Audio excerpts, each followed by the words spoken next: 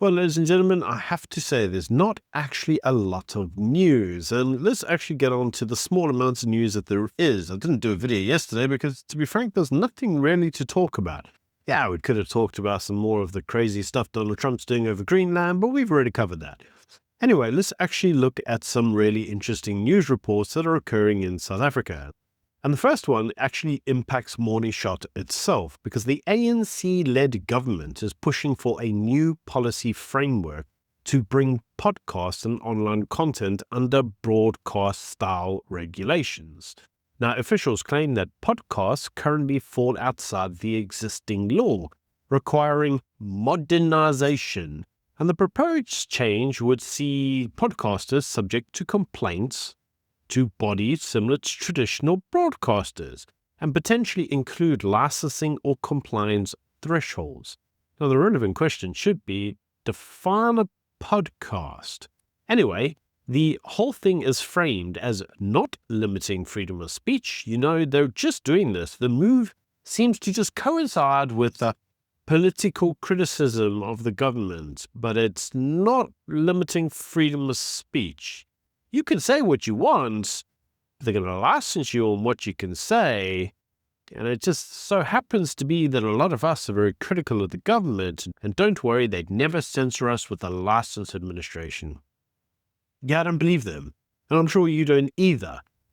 Independent voices online are important because they are not regulated like state broadcasters, which means that they don't have direct censorship pressure. If you're working for the national broadcaster, you have to keep in line with the broadcast guidelines, because if you don't, the state will fire you. No one can fire me. I'm on YouTube. I can say what I want. But it's that very ability to say what I want that the government's not really happy about. Now, you have to think of this in the larger context, and that is that companies like AfriForum and Solidarity have gone around the world and put pressure on the national state through podcasts. Remember that Ernest Roots himself has been on all the main podcasts. He's been on Joe Rogan, he's been on Ben Shapiro, and so forth and so forth. Many of these individuals have made the plight of South Africa known through their podcasting platforms. And the government wants to censor that because, to a large degree, they see these groups as having committed, and I quote, treason, because they've supposedly damaged the state's reputation abroad. So you've got to kind of look at it in that light. Now, they are going to use events that have occurred locally where some podcasters have caused controversy. And they're going to say, well, those controversies are the very things that we're trying to censor. But it's not. It's not the local guy who says a naughty word that they're trying to censor. It's the fact that platforms such as myself and things like Rob Hersal's platform, where Rob went around the world doing a podcast tour, they don't like that. Because effectively they say that we are representing South Africa in a negative way, a way that makes them, the government, look bad. Now, talking of the government looking bad, and specifically on external pressure, well, economists are warning that South Africa is uniquely vulnerable to external financial pressure, specifically from the US. Now, the biggest risk doesn't actually come from where you would typically think that it would, because the biggest risk in South Africa actually comes from Americans buying South African government bonds, and they are buying more of them. Now, Americans reportedly account for approximately half of the recent portfolio inflows. A restriction would spike bond yields, weaken the rand, increase borrowing costs, and strain banks and pensions. Now, the core problems identified are the oversized state, rising debt, weak growth, and the political resistance to reform.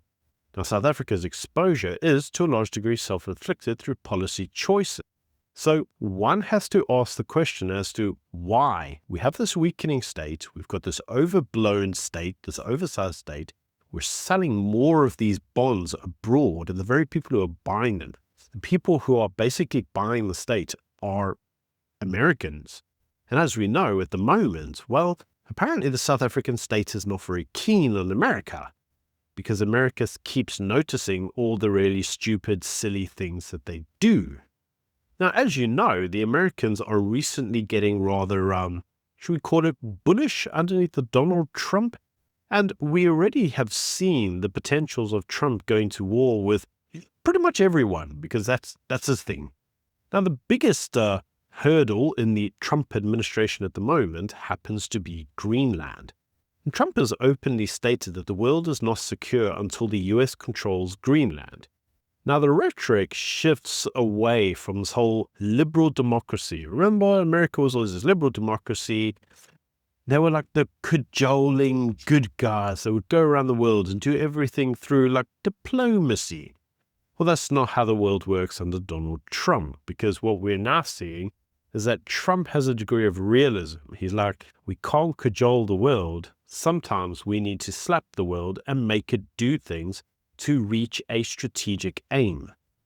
Now, European leaders specifically have raised the alarm on Greenland, and they've warned of blackmail and economic retaliation because Trump has effectively said, give us Greenland, and they said no. With many of the European partners all closing ranks around Greenland, which means that Trump has now said that he will impose a 10% tariff on European nations who don't support Trump's claim to Greenland. Now, Trump has reportedly threatened those tariffs on European states, all of them who oppose US ambitions. So it's quite wide when we say ambitions. Now, Trump's message to the world is very clear. US security interests now Trump. Trump. Trump saying, yeah, these Trump. Anyway, they trump the post-World War II norms, and any form of economic leverage that they can use to get their own way for their own security interests are on the cards. They'll do whatever they need. So smaller trade-dependent states need to take note, because if you are over-reliant on the US is not beyond crippling your state through economic means. Now, let's give you an example of where we could see that right now in South Africa. And it's yet another example of South Africa making itself hostile to the US. And that is that the US Justice Department has accused a South African flight academy of transferring NATO-level military expertise to China. Now, the allegations include training PLA pilots and exporting US-origin defense technology. Now, the claim ties South Africa directly into US-China strategic competition, because effectively what America is saying is you're siding with our enemy, China, and not with us, America. Now, the firm that supposedly did this flight training, denies any allegations of wrongdoing, and the government says that it will engage diplomatically. I mean, we've seen how good South African government's diplomacy has been so far. Now, regardless of the outcome, the perception, the damage this has caused is still severe. It's yet another example of South Africa cozying up to another one of Washington's enemies, if you want to call them that. And it reinforces Washington's view that South Africa is drifting into the China-Iran axis. Now, remember what I said in a video last week is that what all of this effectively means is that the world is fragmenting. You've got the China-Iran axis, and then you've got the American axis. And South Africa really can't stay unaligned in all of this because it's just not smart enough. And what South Africa is increasingly doing is showing that actually it is aligned. Remember, the South Africa to date has still not condemned Iran for the killing of its citizens. It's still not condemned Russia for its invasion of Ukraine. It's still not condemned any of that bloc for the very horrendous things that it does. But South Africa increasingly finds itself more than willing to criticize the American bloc, to the point where the news had come out, if you watch my videos from last week, that Ramaphosa told the army not to allow Iran to participate in our military or naval exercises, and the military ignored them, did it anyway. And now Ramaphosa's got egg on his face, and in any normal functioning democracy, this would be a national crisis. It would be an example of the armed forces ignoring the commander-in-chief. That's treason. But in South Africa, it's Tuesday. Now, this itself is all becoming problematic because you can even now see individuals in parliament such as Cole Niehorse, who very famously had his own solution on how we combat American aggression. Have a watch. In light of the increasingly dangerous and unstable global environment, particularly the erratic and aggressive imperialist actions of the United States of America and its fascist president, does the Minister agree that it is now critically urgent to raise the South African National Defence Forces budget to at least 1.5% of GDP?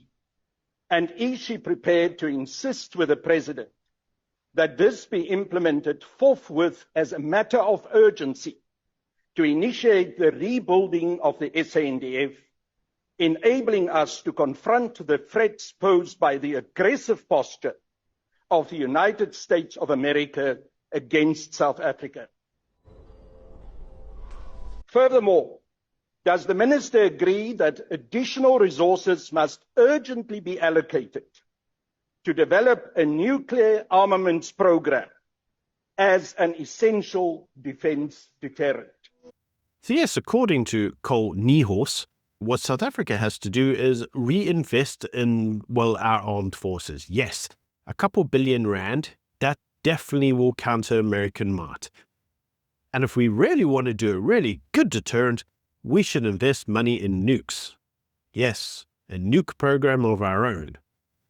I can't see what would go wrong. We are openly admitting that we want to declare war or fight a war with the US. And the SANDF are going to do that, are they? And we're going to develop a nuke program, and the US is going to be like, and they're not going to bomb you into oblivion like they did in Iran and all the other places that they didn't want to see a nuke. There's no brains in our parliament. And this is why our relations with these countries are an all-time low, because our politicians are retarded. Our politicians are so retarded that people are starting to meme them into oblivion, such as this one. I am a puss. But the reality at this point in time is just embarrassing. These individuals claim non-alignment, but then have all this trash to say. Our image abroad is trash because our politicians are retarded. At least that's my opinion. Let me know what you think in the comment section below, and until next time, bye.